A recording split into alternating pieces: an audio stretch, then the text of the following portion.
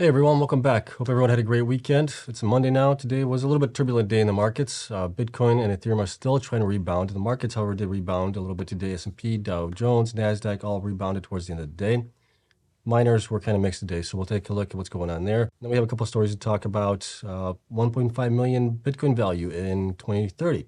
Cathie Wood has stated this, but we'll get into the details of why she thinks that is the case, and I'll give you guys my thoughts on that as well, and then we'll also take a look at Coinbase. So there's two stories from Coinbase today. One is BUSD, which is Binance USD. Coin is no longer going to be traded on Coinbase, and then we have a survey from them as well, which is kind of interesting. We'll look at that, and we'll call it a day. So as always, you guys know the drill here. This is not financial advice, for entertainment only. Do your own research. I'm invested in following coins and companies for full disclosure. And let's take a look at the market here, see what's going on with the markets, Bitcoin, and everything else. S&P was up today 0.31%, so it closed up higher on the day than where it was in the middle of the day. Dow Jones was also up 0.22%. NASDAQ was up 0.74%. Bitcoin right now is struggling to kind of get in the plus column. It's down only 0.25% right now. It's at 23,499. Ethereum is kind of in the same boat as well. It's down only 4.47%. to $1,633. And if we look at Bitcoin right now, we can see Bitcoin did try getting above our resistance line of 23,800. As we fell below it, it closed here on 3 days below it. And then we tried today, but we couldn't actually do it. If we look at the 1 hour chart, you can see here that we tried once. This was right around 8 o'clock this morning. Then we tried again around 9 o'clock. We couldn't do it, and then it fell from there, right around the time the markets opened up as well. And it has rebounded here ever since, right around 2 o'clock this afternoon.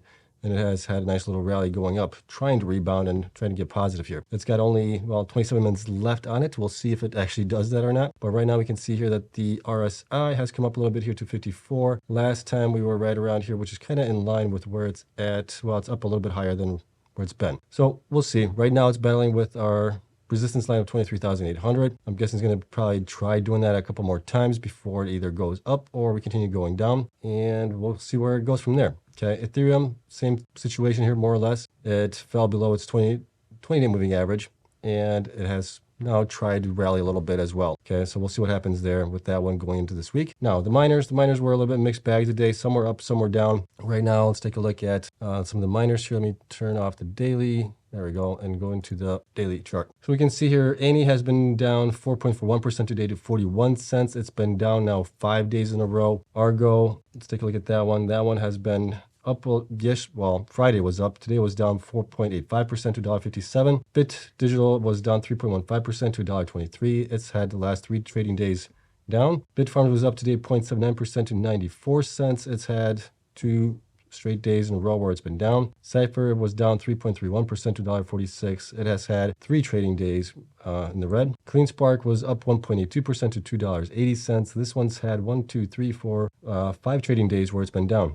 Core Scientific was down 1.01% to 29 cents. It's had 2 trading days down. DigiHost was down 1.37 to $1.44. It's actually, it had 3 prior days and 1 green day, and now again we're in the red. DMG was up 0.17% to 22 cents. Greenidge was down 3.52% to 50 cents. Hive was up 3.75% to $2.77, and that one's been down for the last 5 days as well. Hot 8 was up today 2.45% to $1.67. That one's been down on the chart. It shows that it's down, but I guess it was actually up to date based on where it started and where it ended the day. So it started much higher, ended up lower. Same with Hive, you can see here on the candle. Iris Energy was down 2.48% to $2.74. Marathon was up 6.6% to $7.11. Mawson was down 6.72% to $2.50. Riot was up 2.39% to $6.01. Soluna was up 0.03% to 32 cents. TerraWolf was down 7.53% to $6.62. Sorry. So as you can see here, the miners were a little bit of a mixed bag.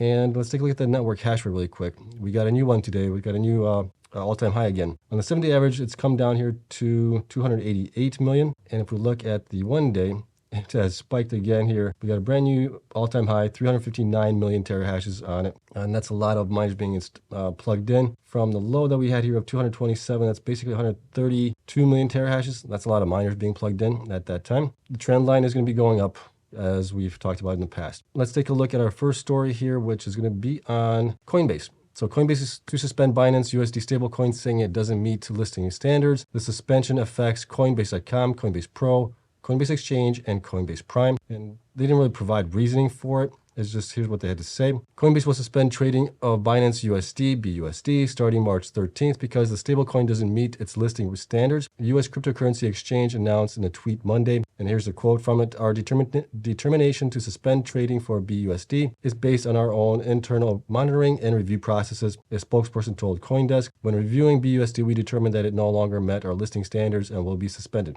Well, Binance has had a kind of rough last couple of months, right? You have the story with the Feds investigating them, other stories as well. And now you have Coinbase, which was using BUSD as well, is no longer going to be using it. But Coinbase also has their own coin. I think it's I'm drawing a blank right now, but they have their own other coin that they can use. So it's not a big deal for Coinbase, but it is a little bit bigger deal for Binance, okay? That's another blow to Binance here a little bit. And then next story is a survey. So Coinbase did a survey. A new survey of 2,000 plus American adults suggests 20% own crypto, and the vast majority see an urgent need to update the financial system. This is kind of interesting. We'll take a look at the numbers here that we do have on this. And you can see here on the chart, you can go over it, but we'll go into the actual details that they have provided down below on this. So in February, we commissioned a survey of 2,000 plus American adults conducted by Morning Consult. The survey found that 80% of the respondents believe that the current financial system is unfair, with the overwhelming majority expressing frustration with the current financial system and a hunger for change. And I think that's the case. I think a lot of people are just frustrated with the current system, the way it works, right? We get inflation, interest rates go up, interest come down, we get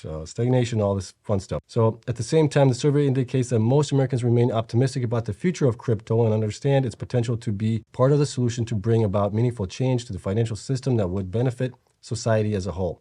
So that's great news there. Here are the results. 80% of Americans think the global financial system unfairly favors powerful interests. Well, you can look at banks, hedge funds, other players in the markets here, and it does appear that way. Right? They have access to things that we don't have access to. If you're an uncredited investor, well, there's even less things that you can get access to. Next, 67% of Americans agree that the financial system needs major changes or a complete overhaul. So that would be, I don't know what a complete overhaul would mean, but I do think we need some changes made to it to make it more accessible to people. Next, 20% of Americans, which would constitute over 50 million people, own crypto. So that's a lot. Despite the tumultuous events of 2022, crypto ownership has remained largely unchanged since early 2022, which has been the historic high watermark for crypto ownership in America. Ownership is higher with people of color and younger Americans. Younger Americans, for the most part, they're more tech savvy and everything else. That's why I think they're getting into it as well. And then crypto ownership is generally consistent for Republicans, 18%, Democrats, 22%, and independents, 22%. Speaking to how crypto is a rare bipartisan issue, which I agree. I think regardless of the political stance that you have on it, I think people from all sides agree that crypto is possibly the future here. And then 76% of those who own crypto agree that cryptocurrencies and blockchain are the future. These numbers are even higher amongst people of color and younger Americans. Regardless of crypto ownership, the majority of Gen Z adults, 54%, and millennials, 55%, agree that cryptocurrency and blockchain are the future. I tend to agree with that also. I think there's a lot of use cases for it that we are just now unraveling everything that is in that space. Well, it's going to take time, and it's going to take also regulations for us to get, I think, the full benefit of cryptocurrencies going forward. So I thought this was kind of interesting and kind of cool. And then finally, we have here Cathie Wood's big prediction, which I don't know where she's getting these numbers from.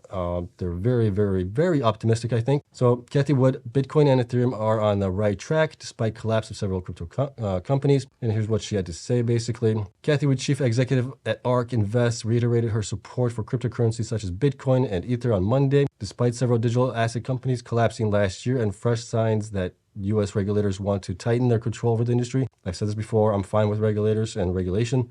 I think we do need it in this space, especially to protect some of the consumers. With everything that's been going on with FTX, Three Arrows Capital, Genesis, BlockFi, everything, we need some regulation to protect consumers. Wood called for Bitcoin network completely decentralized and transparent, but said bankrupt crypto companies like FTX, Celsius, and Three Arrows Capital completely opaque and centralized in an interview with CNBC on Monday, which is the case. That's probably why they went under. People just didn't have the insights into what's going on in there. I know that the best way to lift people and countries out of poverty is to give them immutable property rights, and we think that the Web3 is all about bringing digital property rights into this new world, Wood said. I agree with that for the most part. In January report, ARK Invest predicted that Bitcoin would reach almost 1.5 million by 2030. 2030. The cryptocurrency is trading at around 23,316, up 41% year to date, but still down 66% from a record high in November of 2021, which is true. Okay, let's take that number of 1.5 million. So right now we are about 12 months away, 13 months away from the next halving event. Bitcoin, based on my calculus and financial data that we do have for historically for Bitcoin, I'm guessing Bitcoin is going to go possibly, this is just my guess, to about 180, maybe a little bit north of that, 1,000 by the end of next year, not this year. So when the halving event happens in March, sometime next year, I think that's when we will actually start having a nice bull run, right?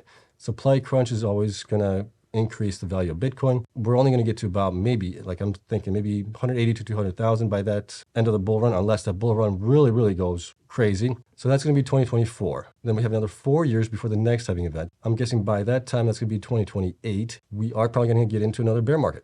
Historically, Bitcoin has had huge rallies going up, and then we had these huge pullbacks as well. So based on if we get to 200,000, maybe this rally, I'm guessing with the bear rally next, we'll have maybe Bitcoin at about maybe 70,000 come back down. And then from there, we might go up. But that's still going to take it only up to maybe 250, 300,000 at the next time, maybe 400,000. But 1.5 million is just really out there. I don't see it getting there unless we have the same percentage gains like we had, I think, in 2013, 2017, then that is possible. But one of the things that I've noticed is with each halving event, our percentage increase in Bitcoin is decreasing. However, the value and the increase in, you could say, dollar conversion for it has always increased more. That's why I'm thinking we may get to 200,000 by the end of 2024, somewhere around 2025 maybe, and we'll have a pullback. We'll have a bear market. From there, we're going to get into the next halving event in 2028. When that happens, from there, we're going to go back up to maybe 350, 400,000, if that, and that's going to be towards 2028,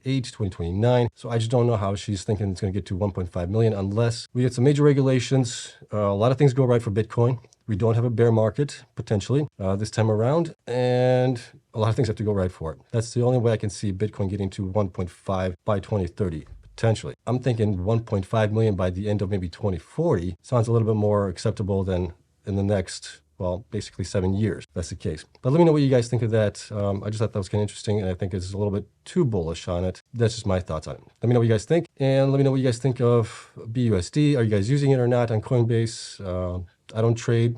I just buy coins and I hodl them, so I don't really care about that.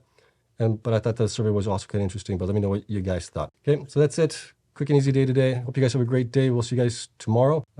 Miner news has been kind of slow, so we'll see. Tomorrow's the last day, and then we'll start getting miner updates again Wednesday, probably from Bitfarms. They usually report right away, so that'll be nice to see, and then we'll talk about what's going on there. And we're still waiting on a bunch of the miners to provide their quarterly results as well. Okay, so that's it. Thank you so much for watching. If you guys enjoyed the content, hit the like button, subscribe, helps me out, and I'll see you guys in the next one. Bye.